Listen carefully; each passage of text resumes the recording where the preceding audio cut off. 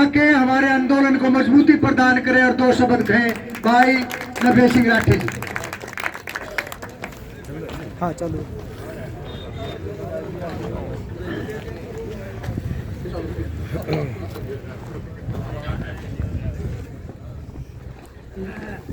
शशि गुड़िया खाप की सरजमी पर विराजमान सभी बुजुर्गों, नौजवान साथियों और सर्वप्रथम मैं भाई राकेश टिकैत जी का भी आभार प्रकट करता हूं कि वो किसानों की आवाज लगातार पूरे देश में उठा रहे हैं। बुजुर्गों और दोस्तों, ये कानून जिस हिसाब से बनाए गए, किसी भी किसान संगठन को सरकार ने पूछा तक नहीं, किसानों से नहीं पूछा गया, अपनी मर्जी से बना दिए, केवल और केवल अडानी और अंबानी को फायदा पहुंचाने के लिए बना दिए गए।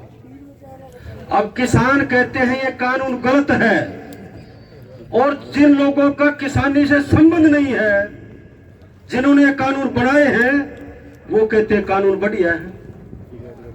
अरे हमें पता है कि कानून गलत है, जो किसान है उनको पता है कि कानून गलत है, लेकिन केंद्र की सरकार, प्रदेश की सरकारें किस तरह से हठधर्मिता पर उतरी हुई है। लगातार लगभग 20 दिन हो गए इस भयंकर सर्दी में दिल्ली के चारों तरफ लाखों की संख्या में लोग बैठे, और उनकी केवल एक डिमांड है कि ये कानून किसान के खिलाफ है, इनको रद्द किया जाए।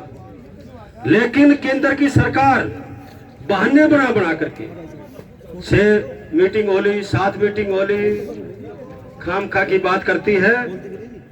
मैं बधाई देता हूं तमाम किसान संगठनों को, और बधाई देता हूं सभी खापों को कि इतने शांति प्रिय तरीके से जो आंदोलन चल रहा है, ऐसा आंदोलन कभी आज तक नहीं हुआ जितना शांति प्रिय तरीके से अब चल रहा है।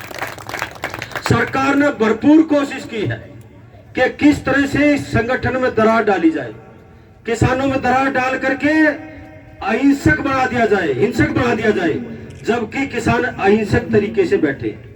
इनका हिंसा में विश्वास नहीं है, झगड़े फसाद में विश्वास नहीं है, ये अपनी मांग मनवाने के लिए शांति से बैठे हैं। लेकिन केंद्र की सरकार ने अनेक षड्यंत्र रचे।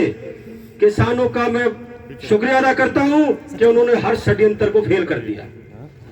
आज भाई राकेश टिकैत जी बैठे, हमने वो आंदोलन भी देखा है जब आदरणीय स्वर्गीय चौधरी महेंद्र सिंह जी की टिकैत की अध्यक्षता में दिल्ली में लाखों किसानों ने धरना दिया था। और मैं ये समझता हूं कि मेरी 40 साल की लगभग राजनीति, मैंने आज तक इतना बड़ा आंदोलन इतने शांति प्रिय तरीके से जो टिकैत साहब ने किया और जो अब चल रहा है, मैंने नहीं देखा अपनी जिंदगी में कभी भी।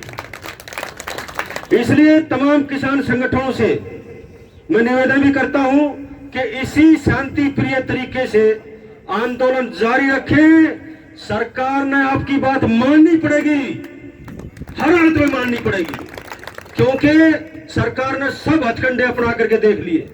कभी कहा कि खालिस्तानी घुस गए, कभी कहा पाकिस्तानी घुस गए, कभी कह दिया चाइना के घुस गए, कभी नकली किसान संगठन बना करके सरकार ने अभी 1-2 दिन में नकली संगठन, वो 10 संगठनों कह रहे सरकार को समर्थन दे दिया।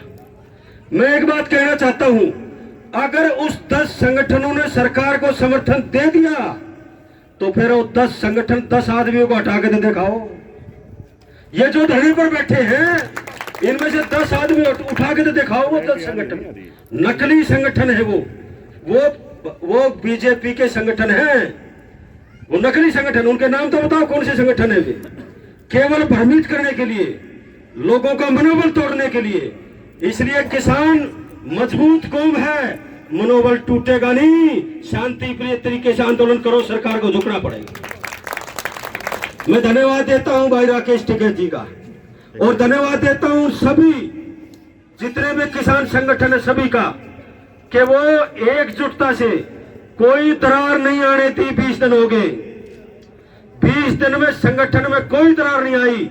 बड़े एकजुट होकर के किसानों की लड़ाई लड़ रहे हैं। हम इनके साथ हैं। हमने जो भी काम करना है वो इनसे पूछ करके करना है, जो भी बात कहनी है वो इनके अनुसार कहनी है। इसलिए आपसे गुजारिश करूंगा कि साथियों, ठीक है कि हमारी राजनीतिक विचारधाराएं अलग हो सकती है, लेकिन उन राजनीतिक विचारधाराओं से अलग हट करके हम किसान के बेटे हैं, किसान के घर में जन्म लिया है। किसान की भलाई कैसे हो, इसके लिए हमें तैयार रहना चाहिए।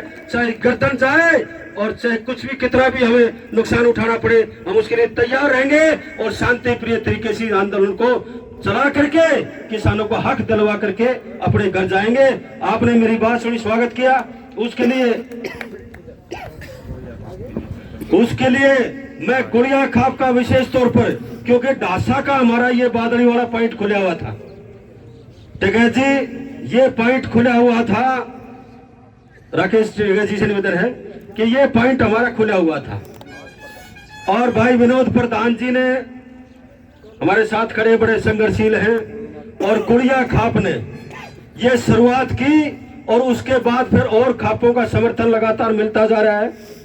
और मैं धन्यवाद देता हूं सभी गुड़िया खाप के सरदारों का, सभी साथियों का और बाकी सभी किसान भाइयों का कि आप बढ़ चढ़ करके इसमें साथ दें। सरकार अगर ये डिमांड नहीं मानी गई तो बड़े बुजुर्ग और दोस्तों, आने वाली पीढ़ियां हमें ये कहेंगी कि हमारे बुजुर्ग बुजदिल थे, कमजोर थे, जिन्होंने संघर्ष नहीं किया। इसलिए संघर्ष करो, हर हालत में आपको जीत मिलेगी। बहुत बहुत धन्यवाद। जय हिंद।